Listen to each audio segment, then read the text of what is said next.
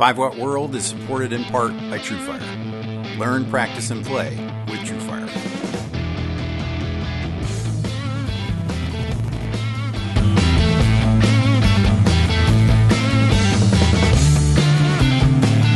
Hi, this is Keith Williams. Welcome to 5-Watt World. We're just to help you get the most music from the least gear. When I was probably about 10 years old, my aunt began giving us albums for Christmas. The very first year she did this, under the tree my brother found a copy of Jimi Hendrix's Are You Experienced? Like most kids, we grew up hearing our parents' favorites. In my house, this meant a steady diet of Beatles, Bob Dylan, and Pete Seeger, and none of it prepared us for Jimi Hendrix. The cover, in all its psychedelic glory, only hinted at what was inside. I just started playing acoustic guitar around the time, and I'm not sure it registered with me that this guy was playing the same instrument that I was. And the truth is, he wasn't. It'd be another decade before I had listened to enough Hendrix to even begin to appreciate what was happening on that record. But you don't forget experiences like that first time I heard it, that moment in the dark attic bedroom in the old house when my brother Brian first put the needle down and we heard Purple Haze. So if you want to know more about the specific guitars that Hendrix used to make history and redefine what it meant to play electric guitar, then stay tuned because this is the 5-Watt World short history of the guitars of Jimi Hendrix. If you enjoy our videos, make sure you subscribe. And if you've already subscribed, grab a hoodie or a Stomp Precept Pack to support what we do here. And to become a bigger part of 5-Watt World, sign up for the Friends of 5-Watt on Patreon. The links are in the description. James Marshall Hendrix was born in Seattle, Washington on November 27, 1942. He began playing the guitar when he was 15. Jimmy's first guitar was a 1957 Supro Ozark that he got from his father, which he played in the Rocking Kings in 1959. One of the less expensive models, the Supra was built by the Valco Company, had one pickup in the bridge position and a white finish. The guitar was stolen, and his dad helped him acquire his next guitar, a 1960s Danelectro Bronze Standard. Hendrix said in interviews that the Dano was actually his first guitar, implying that he was perhaps borrowing the Supro. His father is said to have bought him the Danelectro at Myers Music in Seattle for $89. This model was a double cutaway, semi-hollow guitar with two single-coil lipstick tube pickups. Check out my Danelectro history video for more details on these guitars. It was this guitar that he owned when he enlisted in the Army at 19. It was in the Army he met frequent collaborator Billy Cox. After being discharged, he moved to Clarksville, Tennessee, and began playing gigs on the Chitlin circuit. In 1962, he was photographed playing a 1960s Ibanez Jet King at the Pink Poodle Club in Clarksville. During these years, he'd also used both an Epiphone Crestwood and a 1961 Epiphone Wilshire guitar, a solid mahogany double-cut guitar with two P90s and a Bigsby-like tremolo. The Crestwood appears to be his first left-handed guitar. In 1962, Hendrix moved from Clarksville to Nashville and formally put together a band with Billy Cox. They got a gig playing regularly at the club Del Morocco. This was Hendrix's first job as a full-time guitarist, and he used the Wilshire during this period. At an audition in February of 1964, Hendrix, then going by the name Jimmy James, got his gig with the Isley Brothers. O'Kelly Isley gave Jimmy a 1960s Fender Duosonic. The guitar was stolen within a matter of months, but it's often cited as an image of Hendrix with his first Fender guitar. The Duosonic had been released by Fender in 1956 and had two single-coil pickups, and it had a 22.5-inch short-scale neck. He later went on to play in Little Richard's band, and he stayed with him until 1965. He then took a gig for a short time with Curtis Knight and the Squires, and played with them until moving to England. In these two bands, he used either a Fender Jazzmaster or a different Sunburst Duosonic, the latter having been a gift from Curtis Knight. It's believed that Hendrix sold this guitar prior to heading to England, and that his girlfriend, Carol Sharosky, bought him his first Stratocaster. Purchased at Manny's Music in New York, it was white with a rosewood fretboard. Hendrix later broke the guitar while on the bandstand after the couple broke up.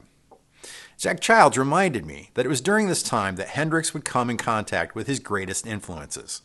Curtis Mayfield, Bobby Womack, and Cornell Dupree were all sharing tour schedules with the bands that Jimmy was playing with at the time. Cornell Dupree was even in Curtis Knight's band with Hendrix for a time. If you go back upstream and listen to these players, you can hear the tremendous influence they had on Hendrix, though none of them would ever attain the fame that Jimmy would in the end. At a performance with Curtis Knight in New York, Hendrix met Linda Keith, who was the girlfriend of guitarist Keith Richards. She was taken with his playing. She bought him a drink and they became friends. She pitched him to the Stones' manager and producer, but neither saw Hendrix's potential. She then introduced him to Chas Chandler, the bass player in the band The Animals, who were on the verge of breaking up, and Chas was interested in getting into management. Chandler was immediately taken with Jimi's playing, and he convinced Hendrix to move to England to launch his career. The blues scene in London was at its mid-60s peak, with bands like the Yardbirds and John Mayall and the Bluesbreakers packing them in at the Marquee Club. It was Chandler that suggested he change the spelling of his first name to the more memorable J-I-M-I, Jimi. On September 24, 1966, Hendrix arrived in England with just one guitar, an Olympic white 1963 Stratocaster that was given to him by Linda Keith.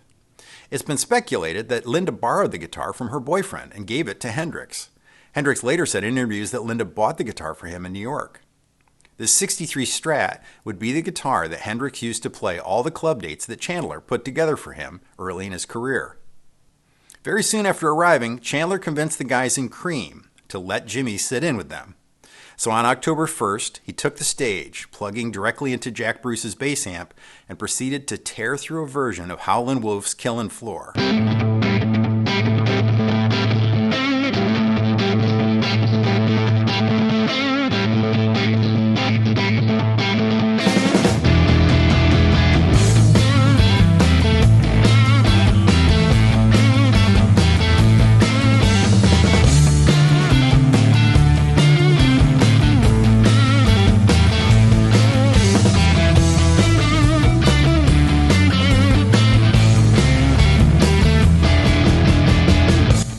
Or not, it was a tune that Clapton had struggled to learn and decided to not attempt live. In his autobiography, Clapton said that he was completely gobsmacked, and Eric left the stage in the middle of the performance. 2 weeks later, Clapton would appear at the Marquee Club with a frizzy afro perm, letting his guitar feedback wildly as Hendrix had done that first night they met. That white 63 Stratocaster had all the classic appointments: small headstock, a laminated rosewood fingerboard, and the last of the black bobbin pickups that were slightly hotter than those of the 50s guitars and even the earlier 60s guitars. This is the guitar that Hendrix used on the groundbreaking album Are You Experienced, which was released in the UK on May 12, 1967. Upon arriving in England, Chandler had helped put together a band to showcase Hendrix, which they called the Jimi Hendrix Experience, with drummer Mitch Mitchell and guitarist Noel Redding, who would play bass with the group. Starting in February 1967, Hendrix was also photographed playing a 64 Sunburst Stratocaster.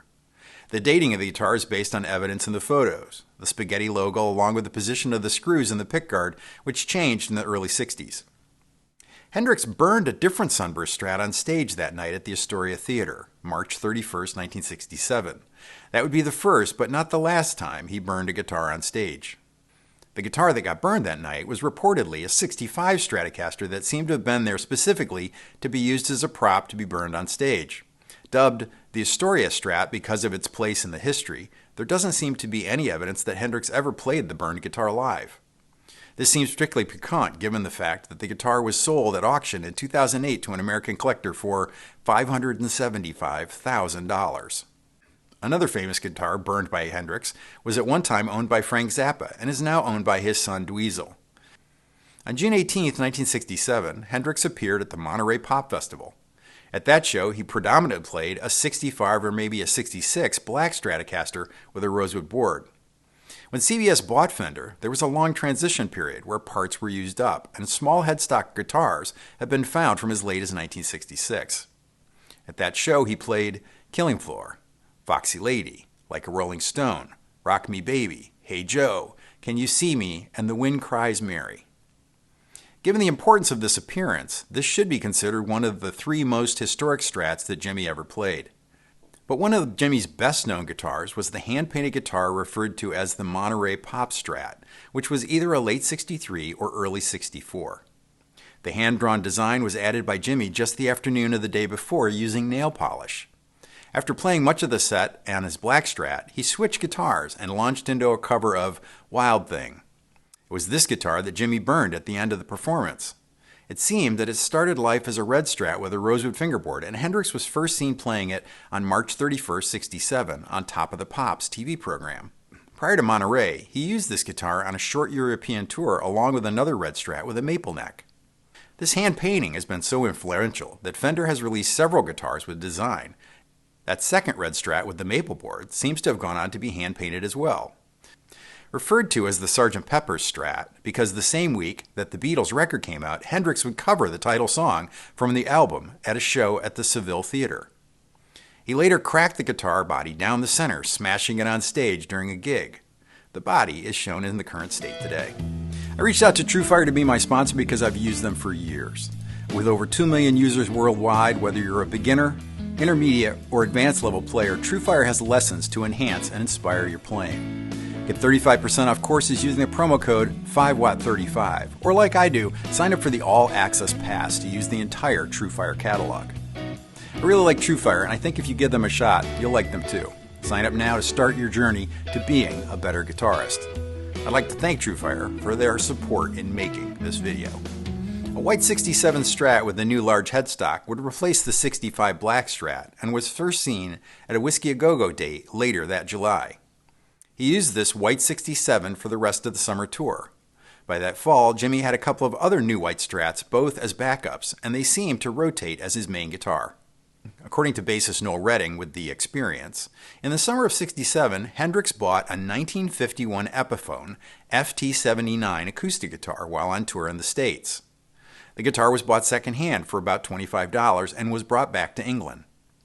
According to Hendrix's girlfriend, Kathy Etchingham, Jimi mostly played acoustic when writing and arranging at home, and this was the guitar that he used. Jimi also owned a handmade 12-string, designed and built by Tony Zamitis, a luthier based in London that built guitars for many of the top players of the era, Eric Clapton, Ronnie Wood, Donovan, and Keith Richards, to name just a few. One of the few film recordings of Hendrix playing acoustic is of him playing Hear My Train A-Comin', recorded at Bruce Fleming's studio in December of '67 on that 12-string.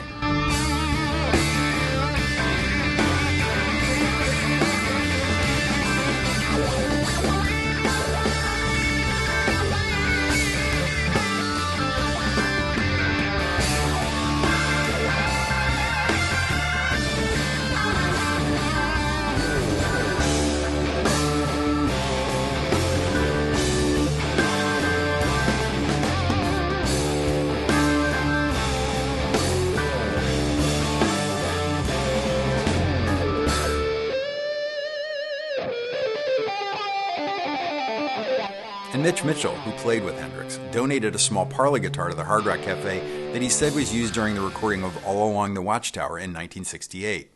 As there's no photos from the sessions, this can't be confirmed, but the song is so important, and Mitchell having been there, it seems worth noting. The small parlor guitar was probably built, as many of them were, by the Washburn Company, though the headstock reads Thornwood. The guitar likely dates from around 1900. It was also that summer that while in New York City, Jimi bought a new '67 Gibson Flying V. Starting life as a black guitar, it got Jimi's hand-painted treatment, and it would be one of Jimi's favorite guitars from late August '67 to the end of that year, using it along with a '67 white Strat on stage. One of the white Strats that Jimi had in late '67 included an early '60s white Strat with a very unusual tortoiseshell pickguard. Still uncommon today, Strats with tortoiseshell-style pickguards were very rare, coming from the factory at that time. The guitar appears to be a '64. Many knowing collectors consider the '64 to be one of the very best years of Stratocaster production, the last year before the sale of Fender to CBS.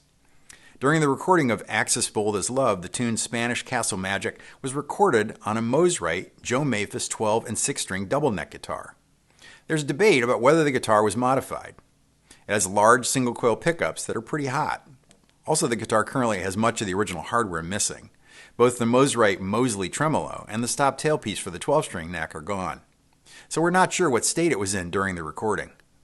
Early in '68, Jimi began using a second, essentially identical white '67 Stratocaster. He used the guitar from February to October that year. During '68, Hendrix also used a '65 Sunburst Fender Jazzmaster on a few gigs in the late spring of that year. Hendrix had used Jazzmasters and Jaguar guitars on rare occasions early in his career as well. Also around that time, he used a '56 Gibson Les Paul Custom. was first seen at an April 5th show at Newark Symphony Hall, and as this is just 30 minutes from Manny's Music in New York, it's always been assumed that Jimi bought the guitar there, a store he'd frequented over the years. It was most famously used on May 10th, '68 at the Fillmore East and at the Miami Pop Festival on May 18th. Aside from these two gigs, he didn't seem to use the guitar often after that. Electric Ladyland was released in October of 1968. The album would rise to number 1 on the U.S. charts, staying for 2 weeks. Though Hendrix's reputation as a musician in death is unrivaled, this was his strongest chart performance during his lifetime. Electric Ladyland included Jimi's cover of Bob Dylan's All Along the Watchtower, which would be the highest-selling single and his only U.S. top 40 hit, peaking at 20. Most people agree that as Chas Chandler left producing early in the recording of Ladyland, that this is Hendrix's purest realization of his musical vision, and the album stated on the record jacket that it was produced and directed by Jimi Hendrix. In October of '68, Hendrix began using a new black '68 Stratocaster. The significance of this guitar is that it was the start of him using maple neck strats in contrast to all the rosewood board instruments of his earlier career. He seems to have acquired both this and an identical guitar in white at the time. He would use these two guitars throughout the end of '68 and up until his death in 1970. The white '68 purchased at the same time is most likely the guitar that Jimi played at Woodstock. I say most likely because he acquired many guitars and there's no one to verify that this was that specific guitar used. It's fascinating that it's this guitar that is most associated with Hendrix due to that headlining appearance at Woodstock. My script editor, amateur yet fervent Stratocaster historian and part-time Hendrix enthusiast, Perry McManus, pointed out to me the irony that we associate this maple board and large headstock late 60s image with Hendrix, when in fact it can be argued that he made most of his most significant music on his early 60s rosewood board Stratocasters, most notably those from around 1964.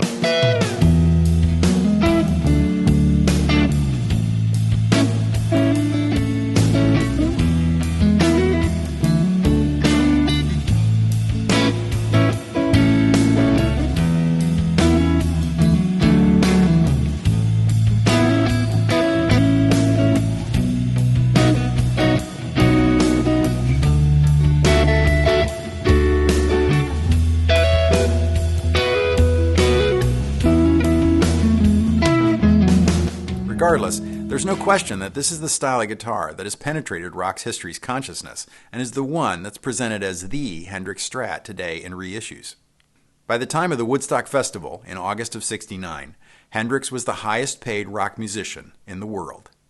He moved his performance from midnight on Sunday to 8 a.m. on Monday morning, effectively closing the festival.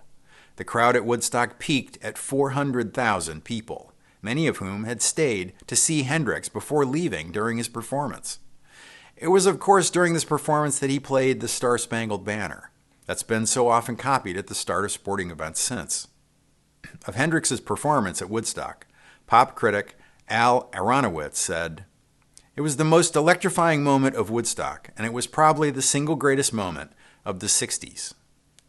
The images of Hendrix wearing the white fringed leather jacket, red headscarf headband, and bell-bottom blue jeans are seen as capturing the zeitgeist, the defining moment of self-awareness that closed out the '60s. Hendrix played without stopping for 2 hours." Jimi also had a '67 Gibson SG Custom and famously used it on a TV appearance on the Dick Cavett Show on September 9, 1969. Based on photos, he seems to have acquired the guitar in late '68, using it at a gig at the Rhode Island Auditorium on November 27th that year. From that point on, it seems to be his go-to for humbucking tones, likely used for performing tunes like Red House. Also, during this time, Hendrix was covering Cream's Sunshine of Your Love, and he'd used the SG for that as well, clearly as a nod to Clapton having used an SG to record the song. Hendrix would later have a left-handed SG with a natural walnut finish and a white batwing pickguard that he used for gigs at the Uganos Club in New York. The club featured frequent jams with the likes of Peter Green and B.B. King, and Jimi loved going there. Reportedly, the club bought Jimi this left-handed SG so he'd have a guitar to play when he came in. Another Gibson Flying V was purchased in '69, though there is little photo evidence of its use. One of 3 Flying Vs known that Jimi used in his career, Gibson was understandably anxious to put a Gibson in his hands with all the exposure Hendrix had given to Fender. In the end, Gibson built a custom left-handed Flying V for Jimi that was given to him early in 1970. This custom guitar was black, with a white pickguard, gold-painted hardware, with the fully bound neck with split diamond fretboard inlays. It also had a black truss rod cover that read Custom, like you'd find on a Les Paul Custom. Sometime in late '69 or in early '70, Hendrix ordered 2 left-handed Stratocasters through Manny's Music in New York. Not surprisingly, one was black and the other was white.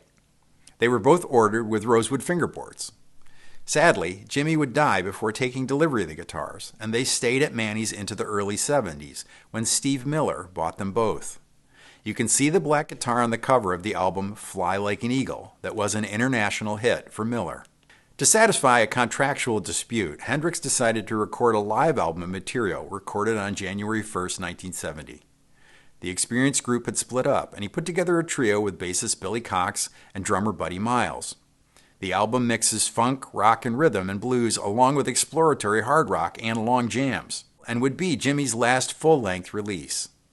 Band of Gypsys is the only official live recording of Hendrix that was made available during his lifetime, and it was one of his live performances that other musicians have repeatedly mentioned as life-changing. The tune Machine Gun is often cited as the example of Hendrix at the height of his powers and his greatest achievement. Musicologist Andy Allendort wrote that this was, quote, the premier example of his unparalleled genius as a rock guitarist, and that his performance set an entirely new standard for the potential of the electric guitar. Too often a musician's untimely death can result in him becoming more of a myth than a man. This sort of happened with Hendrix, morphing from a trailblazing guitarist to the first answer when anyone's asked, who's the best guitarist of all time? Hendrix certainly has a claim, but in a way, this takes away from how great he was as a person, guitarist, and musician. Jimi gave us comparatively little music, but it's so much more than just a collection of party tricks. The songs he left us with, and are overflowing with subtly genius playing in between true pyrotechnics and lyrics that mirrored the thoughtfulness of his playing. For many people, the image in their minds of a guitar is a Stratocaster, and for good reason, often that mental image is also of Jimi Hendrix. If I missed your favorite guitar from Hendrix's career, be sure to leave it in the comments for everyone to enjoy. I need to thank my good friend and longtime collaborator Jeff McErlane for sharing his playing in Jimi-esque style on his original '64 Stratocaster, the same year on which Hendrix recorded the majority of his famous studio albums.